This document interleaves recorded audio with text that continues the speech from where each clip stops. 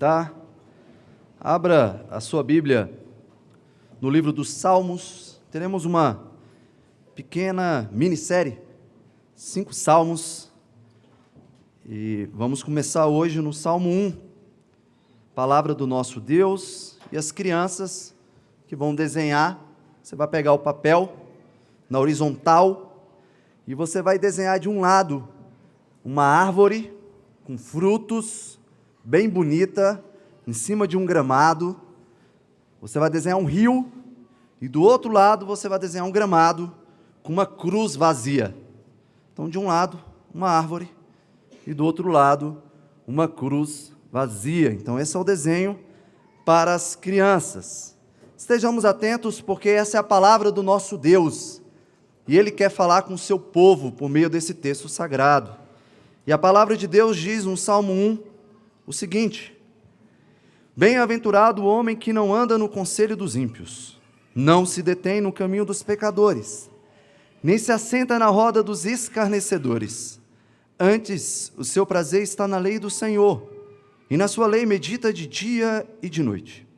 Ele é como árvore plantada junto à corrente de águas, que no devido tempo dá o seu fruto, e cuja folhagem não murcha, e tudo quanto ele faz será bem-sucedido.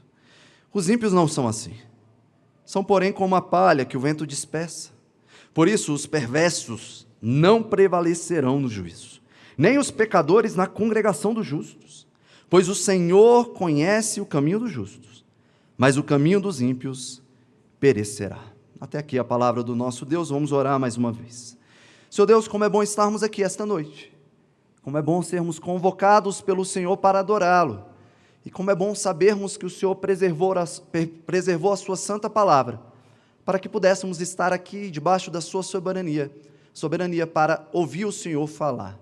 Quebranta o meu coração, assim como tem sido ao longo da semana, por meio desse texto, que também quebranta o coração dos meus irmãos, para que nós sejamos transformados, para que nos tornemos cada vez mais semelhantes a Jesus Cristo, aquele que é o justo, o bem-aventurado.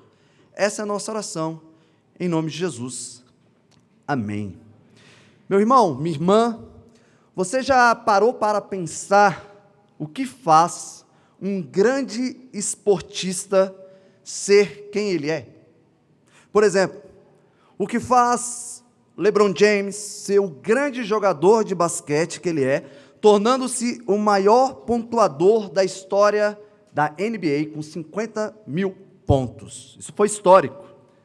O que faz um grande jogador de futebol ser quem ele é, ou um grande piloto de Fórmula 1.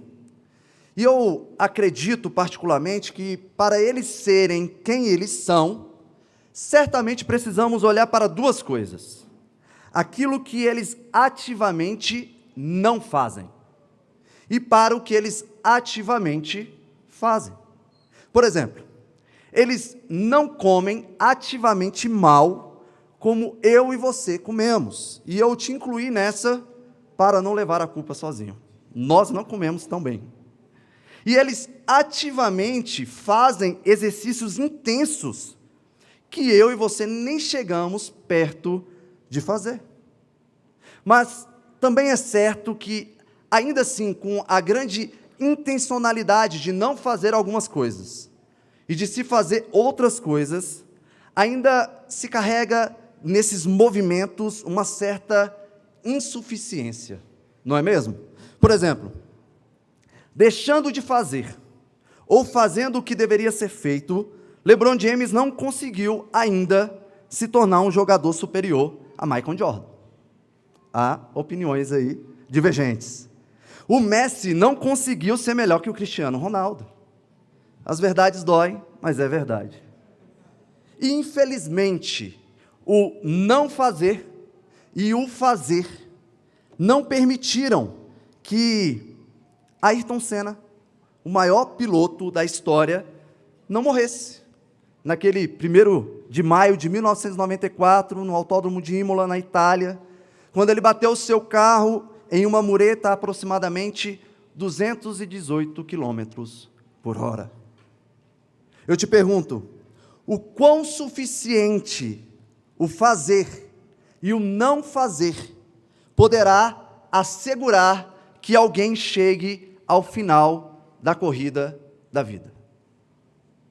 Meus irmãos, podemos sim, com total certeza, afirmar que o que ativamente negamos, o que intencionalmente fazemos e também ao que nos assemelhamos, que tudo isso influenciará diretamente em quem somos. E nós estamos diante de um texto que claramente mostra o porquê os justos são quem eles são. E também nos mostra o porquê os ímpios são, porquê e quem eles são. E queridos, talvez uma das afirmações mais intrigantes para mim, nesse salmo, está aí no versículo 4. Os ímpios não são assim. Sabe por quê? Porque a imagem apresentada sobre quem os justos são, contrastando com a imagem de quem os ímpios são, acaba por nos revelar, muitas das vezes, mais distantes da imagem do justo do que nós gostaríamos de estar. Eu não sei se você já teve a sensação de ler os 3 primeiros versículos do Salmo 1, e você chegou à seguinte conclusão: nossa, eu não sou assim. Eu não sou o que esse texto está dizendo que um justo deve ser. Mas, queridos, esse salmo nos chama a sermos justos, bem-aventurados. Ele nos chama a não sermos ímpios que perecerão. Mas, ao mesmo tempo em que esse salmo está nos chamando e nos convocando a sermos justos, bem-aventurados, esse salmo também nos lembra que não podemos alcançar essa bem-aventurança por meio dos nossos próprios méritos. Só será possível ser o justo do Salmo 1 através daquele que é o justo por excelência, Jesus Cristo. E é o que veremos nesta noite. Para sermos bem-aventurados, devemos ser encontrados naquele que é o bem-aventurado, o justo por excelência, Jesus Cristo, caminhando em obediência, meditando com prazer na lei do Senhor e em profunda comunhão com Ele. É isso que veremos essa noite, se Deus permitir.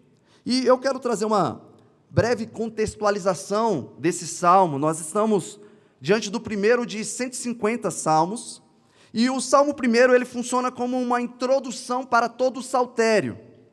Ele está aqui, nesses 6 versículos, apresentando basicamente toda a temática que você poderá encontrar ao longo dos demais salmos, principalmente sobre quem nós devemos ser e sobre como nós devemos nos apresentar diante de Deus.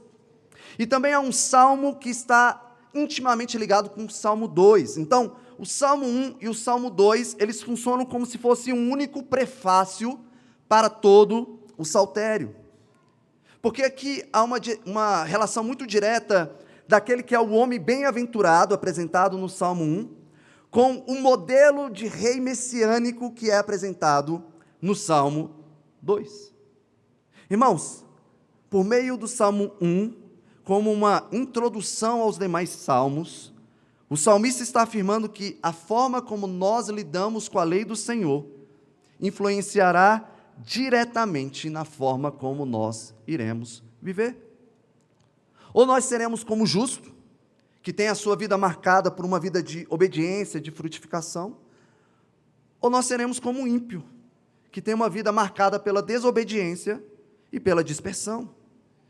E é dentro dessa estrutura literária que eu acabei de apresentar para vocês, que nós vamos seguir para o nosso sermão, identificando o que faz os justos serem quem eles são. E o Salmo, no versículo 1, ele já inicia mostrando o caminho que os justos devem intencionalmente negar. E é o que nós veremos no nosso primeiro ponto. Se você olhar aí para a sua Bíblia, o salmista ele já começa esse salmo afirmando que o justo não anda no conselho dos ímpios. O justo não anda no conselho dos ímpios. O justo, ele não se orienta pelo que o mundo está ensinando, pelo que o mundo está propondo como aquilo que é bom. Mas o justo, ele rejeita tudo aquilo que vai contra o conselho da palavra de Deus. E meus irmãos, aqui se trata de uma rejeição ativa. Se trata de você nem dar espaço para ouvir conselhos que não glorificam a Deus. A pessoa está chegando, eu posso te dar um conselho? Não, não, cala a boca. Não, sai que nem aquela pessoa que o repórter perguntou, você trabalha aqui? Não, saiu correndo. Não quero ouvir.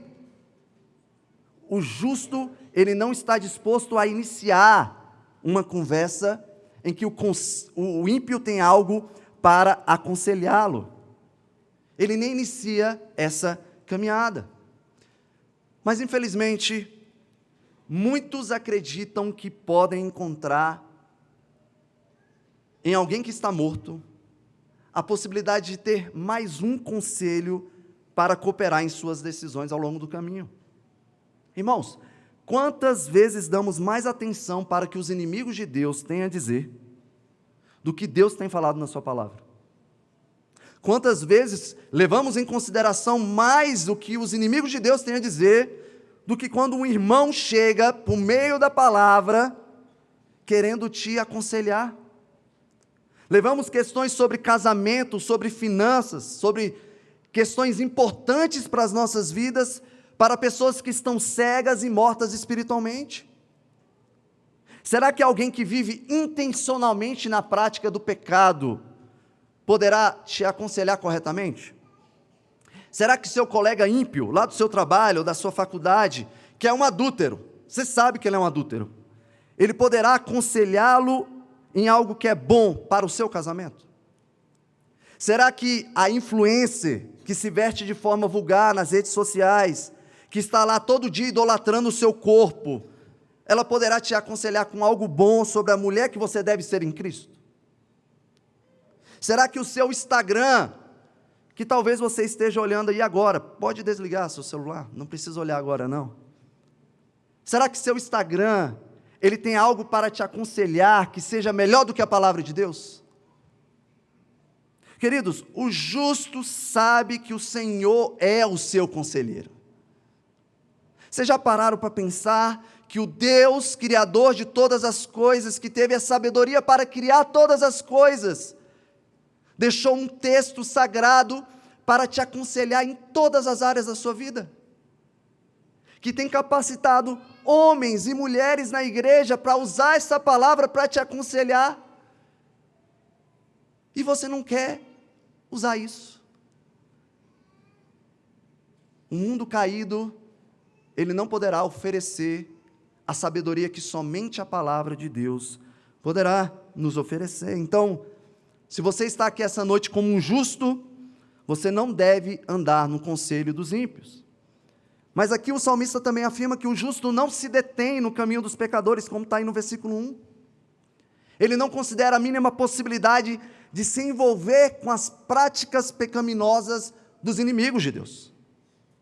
E nós sabemos, queridos, que mesmo evitando o conselho dos ímpios, o justo poderá lidar com tentações, situações desagradáveis no trabalho, na família, na escola, na faculdade. Mas sabe o que o justo faz? Ele reconhece que o pecado é uma ofensa ao Senhor e rapidamente ele rejeita. Irmãos, o pecado ele se apresenta de uma forma muito sutil. Ele não chega com uma placa gigante falando, venha para cá, venha morrer. Na verdade, ele se apresenta com palavras doces. Ele fala, venha ser feliz de verdade. Venha desfrutar do verdadeiro prazer. Mas isso é verdade? O justo, ele deve entender que se ele der o mínimo espaço para a tentação avançar na sua vida, que ele estará abrindo caminho para a queda. Eu te pergunto, você tem admirado aquilo que você não deveria admirar? Você tem parado diante dos convites feitos pelos ímpios? Quando você recebe uma proposta do seu vizinho ímpio para adquirir canais fechados, porque ele está vendendo lá para você assistir canais fechados pagando mais barato, o que você faz? Você para com o seu vizinho e começa a negociar?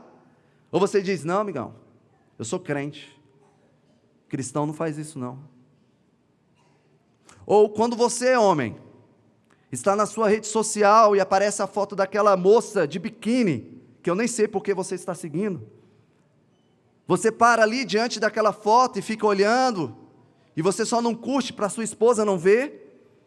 Ou você rapidamente exclui aquele tipo de conteúdo do seu Instagram? Irmãos, o que parece alegria no mundo, fede a morte. O que parece alegria no mundo, fede a morte.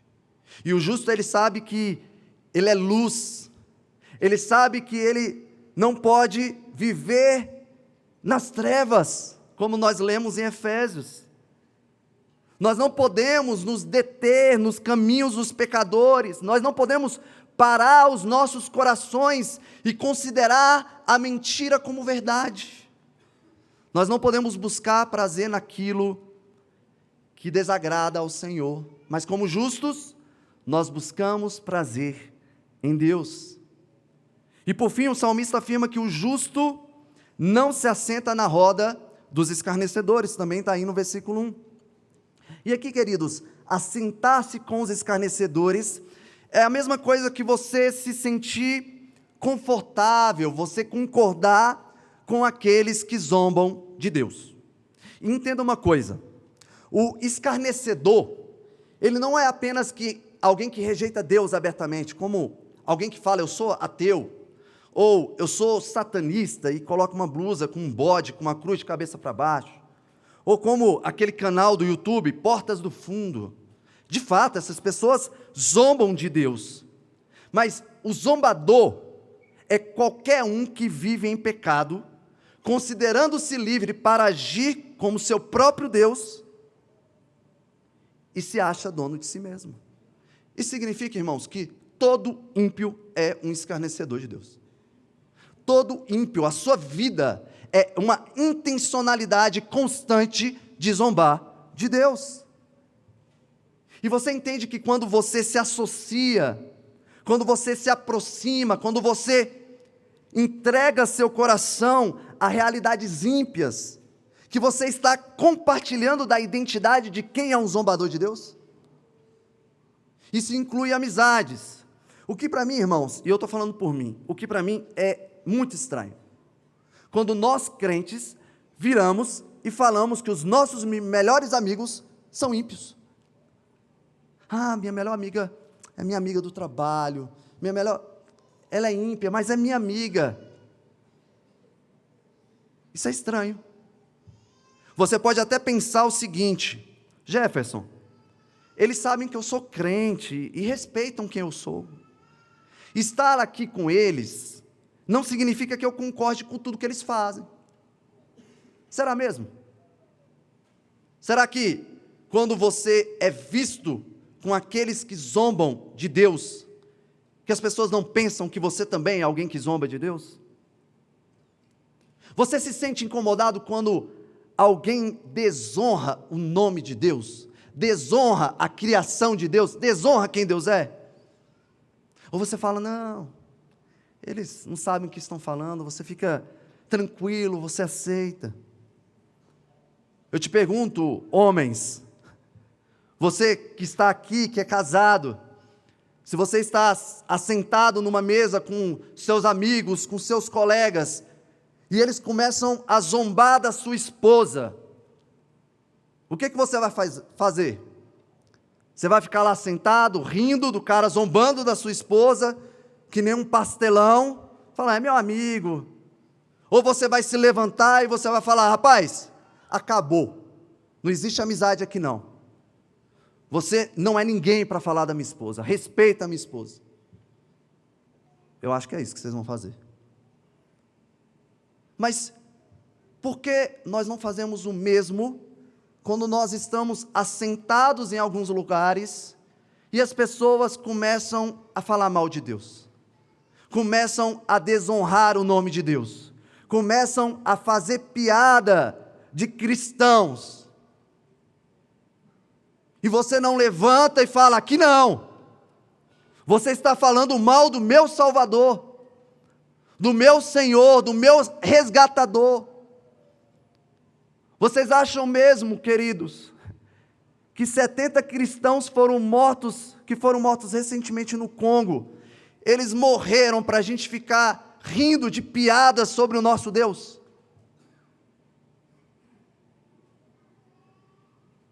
Viu como é fácil nós aceitarmos mais a amizade com o mundo do que negarmos qualquer coisa que ofenda ao nosso Senhor? E isso vai além das amizades. Nós nos assentamos com os escarnecedores por meio dos conteúdos que nós consumimos. Músicas, filmes que zombam de Deus. Às vezes você está ali no YouTube, no Netflix, e você ri com aquilo, com aquela piada. E nós achamos isso normal. E talvez você esteja aí pensando: Jefferson, eu sou reformado, eu sei discernir a cultura ao meu redor. Mas será que o fato de que você é reformado e sabe discernir a cultura ao seu redor, que isso te dá liberdade para consumir qualquer coisa, mesmo que isso ofenda a Deus? Tem algo que tem me preocupado, a partir daquilo que eu tenho ouvido nos meus estudos teológicos, que parece que existem pessoas que estão mais preocupadas em redimir a cultura do que pregar o Evangelho para que corações sejam redimidos. Nós estamos mais preocupados em sermos relevantes e nos comunicarmos com uma cultura caída do que sermos luz, e uma luz que incomoda essa cultura. Irmãos, como justos, devemos rejeitar tudo aquilo que entristece o Espírito Santo e desonra o nome de Deus. Você que está aqui ouvindo esse sermão, não se assente confortavelmente entre os que zombam de Deus, não valide as suas práticas. Eu te pergunto: aqueles com quem você anda, ou que você consome, aquilo que você tem validado na cultura, tem transformado a sua mente e te levado mais para perto de Deus, ou tem te conformado mais aos padrões do mundo? Meus irmãos, como está aí no versículo 1, nós devemos ser encontrados como justo, que não anda no conselho dos ímpios, não se detém no caminho dos pecadores, e não se assenta na roda dos escarnecedores, porque como está aí no versículo 4, os ímpios, eles não são assim. Enquanto o justo rejeita o pecado, o ímpio, nada de braçada. Ele se entrega a qualquer conselho que é contrário à palavra de Deus, ele fundamenta suas decisões naquilo que é passageiro. Eles estão parados em um caminho de pecado, totalmente acomodados. Para o ímpio, santidade é piada, queridos. Obedecer a Deus é a mesma coisa que opressão. Esse negócio de Deus é muito opressivo para mim. Eles estão com seus corações assentados como escarnecedores, que estão o tempo todo zombando de Deus. Irmãos, esses são os ímpios. Mas aqui no Salmo 1, o salmista, além de falar sobre o caminho que os justos devem negar, ele também vai falar sobre o caminho que eles devem trilhar em uma ação positiva, e é o que veremos no segundo ponto. Está aí no versículo 2. Antes o seu prazer está na lei do Senhor, e na sua lei medita de dia e de noite. O salmista está afirmando aqui que o justo ele se relaciona com a palavra de Deus porque ele tem prazer na palavra de Deus. Ele não vê a sua relação com a palavra de Deus como um dever, como uma obrigação cansativa.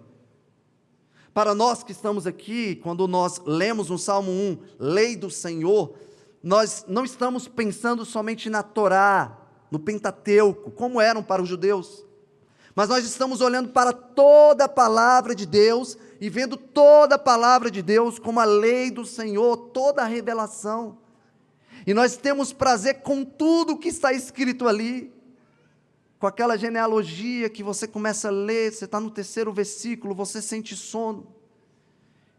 Mas você tem que ter prazer em saber que Deus tem cuidado de todos os detalhes, de cada pessoa, de cada geração, para levar até Cristo, o nosso Redentor. A lei do Senhor deve ser motivo de alegria para o justo, deve ser satisfação diária. A palavra de Deus, ela não pode ser encarada como um fardo para a nossa alma. A palavra de Deus é um alimento, é um banquete preparado por Deus, e é um banquete de altíssima qualidade. Eu seria ousado, irmãos, em dizer que a palavra de Deus é muito melhor do que comida de vó. Eu não sei se vocês já comeram o patê da Dona Leni aqui, é uma delícia. Só que a palavra de Deus é muito melhor. Ela é muito prazerosa. Ela tem todos os temperos. Ela tem tudo aquilo que é necessário para a nossa saúde espiritual. Ela tem tudo aquilo que é necessário para a nossa nutrição, para o nosso crescimento. Eu te pergunto, você tem se deleitado na palavra de Deus ou você vê a palavra de Deus apenas como um conjunto de regras? Você tem encontrado na palavra de Deus refúgio seguro ou a palavra de Deus é apenas um manual que você consulta quando você precisa resolver algum problema? Se você não tem encontrado prazer na palavra de Deus, ore a Deus pedindo para que Ele transforme o seu coração, para que você se deleite no Senhor, porque o justo tem prazer nela. E sabe por que nós temos prazer na palavra de Deus? Porque a palavra de Deus revela o próprio Deus. Nós podemos conhecê-lo, nós podemos entrar em intimidade com o Senhor. Isso é bom, isso é satisfatório. Não há nada melhor do que estar em comunhão com Deus. E o salmista, ele deixa muito claro que o justo medita na lei do Senhor de dia e de noite. Irmãos, meditar não é apenas ler ou decorar versículos. Se trata de uma leitura profunda, de uma leitura em que você reflete, você fica recitando aquele texto continuamente. Você se coloca diante daquele texto como alguém que quer ser transformado pela palavra de Deus. Você abre a Bíblia, você lê aquele texto e você ora: Senhor, que essa palavra viva e eficaz transforme o meu coração. A palavra de Deus, ela tem que ser um filtro para as nossas decisões. É tão estranho, né? Quando nós vamos tomar decisões e nós não refletimos em duas coisas: em orar e ler a palavra de Deus. Nós somos ansiosos, nós somos precipitados e não consideramos que a palavra de Deus, ela sim pode dizer o que nós devemos fazer, não como uma caixinha de promessas, mas sim porque ela é luz para as nossas vidas, e ali com ela eu estou sendo amadurecido, eu começo a ser um homem mais maduro, uma mulher mais madura, e assim eu consigo tomar decisões mais sábias. Irmãos, a nossa relação com a palavra de Deus tem que ser prazerosa de fato. Não se trata meramente de memorizar para ganhar uma gincana bíblica. Você precisa ler a palavra de Deus como alguém que quer encher o seu coração da palavra de Deus, e você quer aplicar a palavra de Deus em todas as circunstâncias da vida.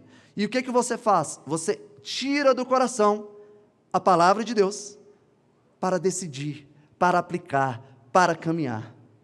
Mas quando nós não enchemos o nosso coração da palavra de Deus, nós tiramos ódio, ira, imaturidade, e não sabemos aplicar, não sabemos caminhar, não sabemos decidir. Eu te pergunto, você tem meditado na palavra de Deus? E observe, eu não perguntei se você tem lido a palavra de Deus, porque eu sei que você tem lido. Está tranquilo aqui. Eu olho para todos vocês, eu sei que cada um de vocês está lendo a palavra de Deus. Mas você tem meditado na palavra de Deus? Você tem considerado a palavra de Deus como o alicerce das suas decisões? Ou a palavra de Deus é apenas um recurso místico para os momentos de dificuldades? Quem te direciona é a palavra de Deus ou o conselho dos ímpios? Queridos, sem a palavra de Deus nós não iremos amadurecer. Sem a palavra de Deus nós não iremos desenvolver a nossa santidade. E é fato, eu incentivo que você leia a palavra de Deus todos os dias. Mas eu também quero falar algo importante para vocês. Não é a rotina da leitura da palavra de Deus que te justifica. Porque, às vezes, nós estamos buscando justificação nas nossas práticas espirituais, no nosso dia a dia. Quantas vezes nós vemos aquela meta de leitura diária como uma obrigação, e como algo que eu tenho que cumprir, e como algo que eu tenho que fazer para agradar a Deus, e eu me percebo não entrando num relacionamento verdadeiro com Deus. Kevin DeYoung, ele escreveu algo muito interessante no livro Cristianismo Impossível, que lançou agora em janeiro, e ele disse algo em um dos capítulos que a conclusão é basicamente o seguinte: se você tem medo de Deus por não ter lido a sua Bíblia hoje, por algum motivo, significa que você não conhece o Deus da Bíblia. Se você tem medo de Deus porque você não leu a Bíblia hoje, é porque você não conhece o Deus da Bíblia. Deus não está exigindo de ninguém, queridos, meta de leitura bíblica. Deus está exigindo prazer na lei do Senhor. Isso é totalmente distinto. E porque eu tenho prazer, eu leio a palavra de Deus todos os dias. Não porque eu quero dar um check. Pessoal, eu li. Valeu. Amanhã eu leio de novo.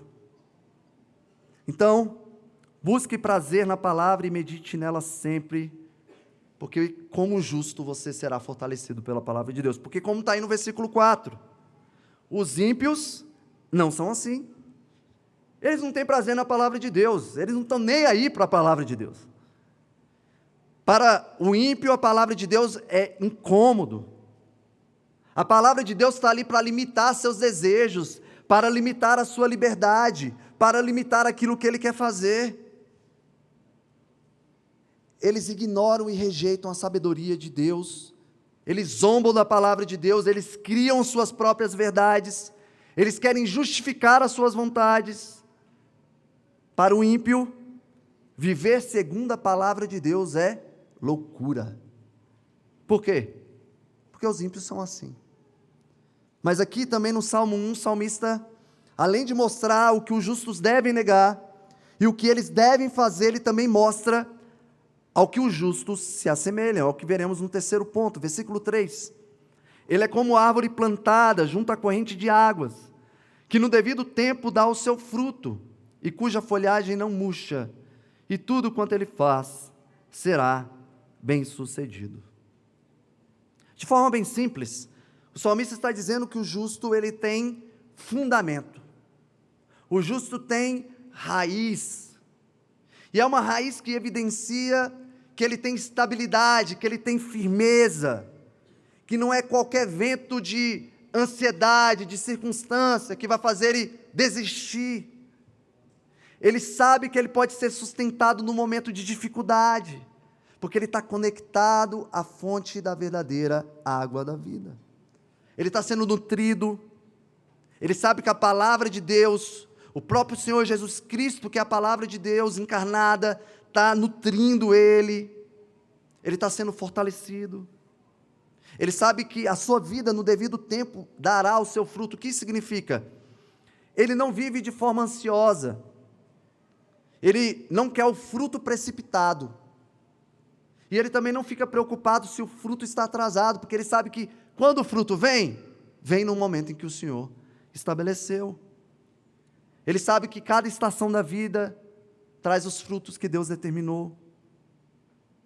Ele sabe que quem dá o fruto é o Senhor Jesus Cristo, e esse fruto não é um fruto de autojustiça, como Paulo coloca lá em Colossenses, mas assim como nós fomos justificados em Cristo Jesus, os nossos frutos decorrem da justiça de Cristo, e o seu fruto não é para si mesmo. Queridos, uma árvore se alimenta do fruto que ela dá? Não, se a maçã cai ali no pé, ela não pega lá e vou comer maçã, não. Mas aqueles que estão à sua volta se alimentam do fruto daquela árvore.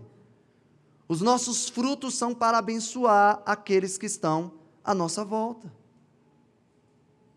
Não é para a nossa glória, não é para o nosso alto prazer, mas é para edificação mútua. E sua folhagem não murcha. Às vezes, nós estamos aqui, domingo, quase 8 horas, dá uma murchada, eu sei, dá uma cansada, né? Você está aí desanimado, eu estou vendo que você está se esforçando também para prestar atenção. Mas na nossa vida, o que o salmista está dizendo é, a nossa folhagem não murcha. Ela não murcha porque nós sabemos em quem nós cremos. Ela não murcha porque nós sabemos em quem nós confiamos. Ela não murcha porque Cristo é a nossa rocha. Ela não murcha porque o Espírito de Deus está renovando as nossas vidas. Ela não murcha porque as circunstâncias não ditam quem nós somos. Mas é o Evangelho de Cristo. E nós sempre temos esse Evangelho nutrindo as nossas vidas. E tudo que ela faz é bem sucedido. E não por causa dos nossos méritos, mas porque nós estamos em obediência ao propósito de Deus. Tudo aquilo que essa árvore faz reflete a glória de Deus. Então, basicamente, irmãos, isso é ser como uma árvore junto à corrente de águas. Mas como está aí no versículo 4, os ímpios não são assim. São, porém, como a palha que o vento dispersa. Os ímpios não possuem raiz. Palha não tem raiz. Palha não é nutrida pela água. A palha está separada da fonte verdadeira. A palha não tem valor, ela não tem firmeza, ela não tem estabilidade. A palha é levada por qualquer vento de circunstância. A palha é conduzida por qualquer filosofia deste mundo. A palha é conduzida pelas suas próprias paixões. Como diz um comentarista, a palha é inútil, instável, insubstancial e destinada a ser queimada. Assim é a vida de quem rejeita a palavra de Deus e escolhe viver de acordo com seus próprios caminhos. É isso que vai acontecer com a palha, queridos. Às vezes a gente perde de vista que o inferno existe. O inferno é real. A palha será queimada, porque ela acreditou que poderia viver de forma independente do seu Criador. Olha o quão tolos nós somos, quando nós, como árvores plantadas junto à corrente de águas, admiramos a palha seca. Admiramos aquilo que não tem valor. A vida dos ímpios, irmãos, carece de um propósito duradouro, é instável. E essa instabilidade mostra que um ímpio, ele deve esperar algo muito ruim, como está aí no versículo 5 e 6. Por isso os perversos não prevalecerão no juízo, nem os pecadores na congregação dos justos. Pois o Senhor conhece o caminho dos justos, mas o caminho dos ímpios perecerá. Então, os ímpios, como palha, ele se detém, ele se assenta como aquele que é inimigo de Deus, ele ignora a palavra de Deus, ele zomba de Deus, e o que o salmista está dizendo é que por viver assim, a palha, aquele que é ímpio, ele não poderá se justificar diante de Deus. Ele não vai ter, cara, eu vou viver do jeito que eu estou, porque quando eu chegar lá, eu vou poder entrar na congregação daqueles que são justos, eu vou levantar minha mão, eu vou falar, opa, deixa eu falar aqui, deixa eu explicar por que eu vivi do jeito que eu vivi, e Deus, vamos ver se Ele vai entender, mas pelo menos eu vou poder explicar. Não, o salmista está dizendo que ele não terá a oportunidade de se apresentar diante de Deus para justificar os seus pecados. Ele vai se apresentar como alguém que já se encontra condenado ao inferno. Um outro comentarista disse: os ímpios vivem como se estivessem livres, mas no fim o caminho que escolheram os leva à destruição, enquanto o justo é guiado por Deus e é preservado eternamente. O ímpio vive livre, leve e solto em seus pecados. Para viver eternamente carregando o peso da condenação. Toda essa leveza é inútil. Porém, os justos estarão firmes e seguros. Graças a Deus. E queridos, os justos estarão firmes e seguros não por causa das suas obras, mas porque o Senhor conhece o caminho deles. Esse conhece aqui indica um relacionamento íntimo, indica um cuidado e proteção divina, mas também está falando sobre o Deus que conhece, porque Ele determinou todas as coisas. O salmista aqui, ele está desenvolvendo a doutrina da eleição e a doutrina da soberania de Deus, porque o fruto que Deus dá para essa árvore foi determinado por Deus, e o vento que dispersa a palha foi soprado por Deus. Deus é quem está conduzindo os justos e os ímpios para os seus devidos lugares. Deus, Ele está sendo o justo Deus que manifesta os seus eternos propósitos. Por isso que você que está aqui nesta noite, eu gostaria de pedir para que você reflita seriamente o fato de que o justo e o ímpio, ele tem destinos diferentes. Se você está aqui, e você é um ímpio, e você é um zombador de Deus, não ache que você será encontrado na congregação dos justos. Mas também não volte para casa somente com o sentimento de que você não se encontrará na congregação dos justos. Creia no Evangelho, confesse a Jesus Cristo como Salvador da sua vida e se torne um justo em Cristo Jesus. Porque ninguém aqui chegou pelos seus méritos. Todos nós precisamos reconhecer que nós estávamos separados e mortos e que Cristo Jesus era o nosso Salvador. Então ninguém chegou aqui cheirosinho demais para ser merecedor de alguma coisa. Então creia no Evangelho, porque o justo caminha para a vida eterna, enquanto o ímpio trilha o caminho da condenação. Não se esqueçam, irmãos, o Deus soberano está conduzindo todos os detalhes. E eu quero caminhar para o final do meu sermão te perguntando: o que faz os grandes esportistas serem quem eles são? O que faz o LeBron James, Cristiano Ronaldo, Verstappen, os grandes nomes do esporte da atualidade? Sim, o que faz esses grandes esportistas está naquilo que eles negam e naquilo que eles corretamente fazem.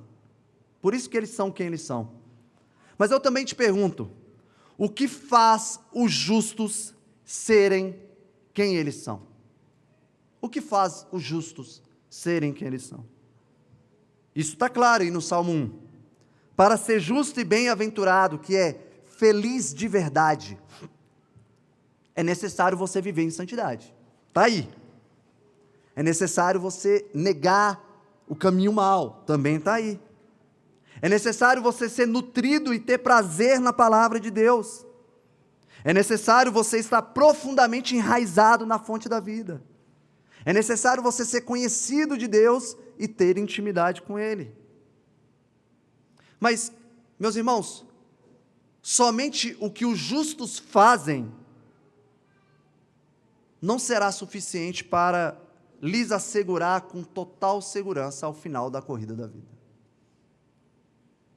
Queridos, podemos alcançar o verdadeiro status de justos somente por nossos próprios méritos?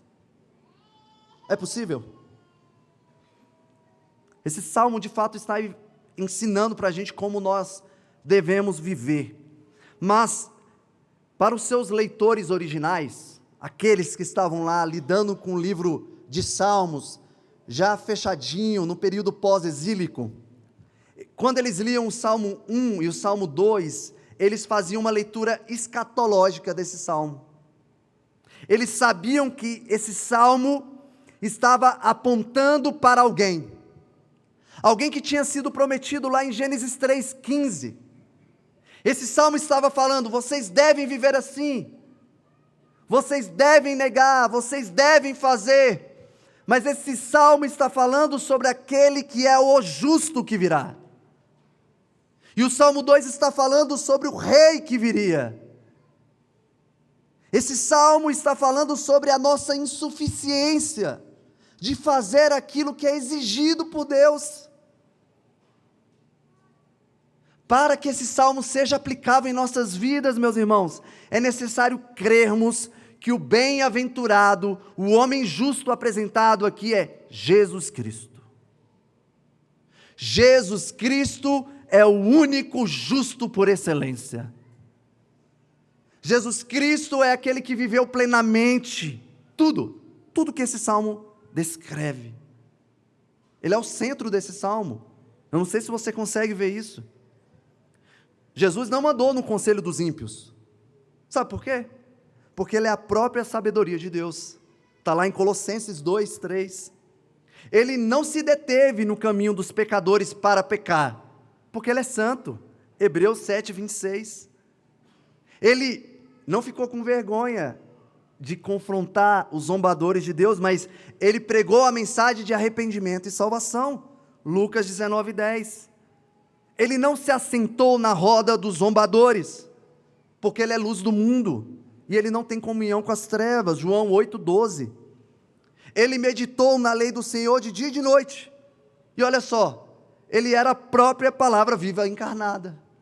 João 1, 14. Ele é a árvore da vida. Apocalipse 22, 2.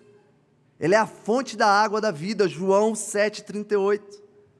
No tempo certo, ele encarnou, viveu, morreu e ressuscitou, e ele cumpriu a vontade do Pai. Gálatas 4, 4. E sabe qual é o fruto desta árvore? É o fruto do seu penoso trabalho, que é a nossa redenção. Isaías 53, 11.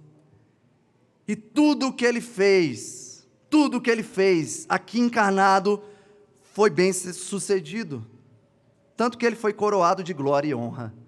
Hebreus 2, 9.